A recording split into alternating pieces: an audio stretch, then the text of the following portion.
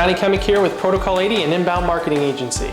So we all know that buyer personas should be the foundation of all of our inbound marketing strategy, right? If we know who our best buyer is, clearly we can use the tactics associated with inbound marketing, content marketing, SEO, our website, landing pages, and they'll all be so much more effective because we're speaking to our buyer persona and what appeals to them. Remember, if we're going to attract visitors to our website, we may as well be attracting our best buyers to our website as opposed to the, yeah, I guess we would do business with them type of buyers. So in order to establish a really high quality buyer persona, we have to go beyond demographics, right? The data you can give me on a spreadsheet to help identify who your best buyer is valuable, but the qualitative information that you cannot jot down in a spreadsheet is even more valuable. We don't want to know necessarily just their age range, gender, where they live, their income, education. Those things can be helpful, but we want to know what makes them tick. We want to get behind why they make a buying decision. So obviously, to develop a buyer persona, we're going to have to do some research. Research internally, your sales team, your marketing team, but then ultimately we need to research and interview, have a discussion with some of your best buyers.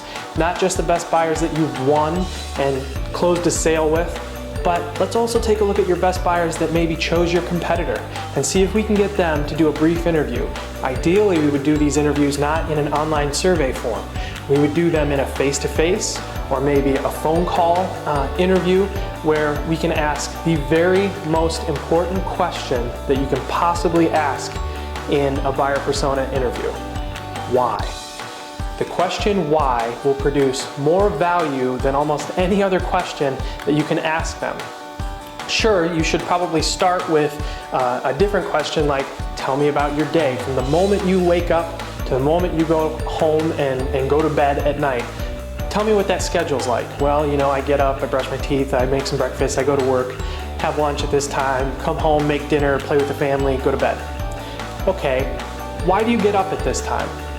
Follow-up question, why? And start to get them to elaborate, because by nature, most of these interviews would be 5 minutes if the person on the other end runs the show.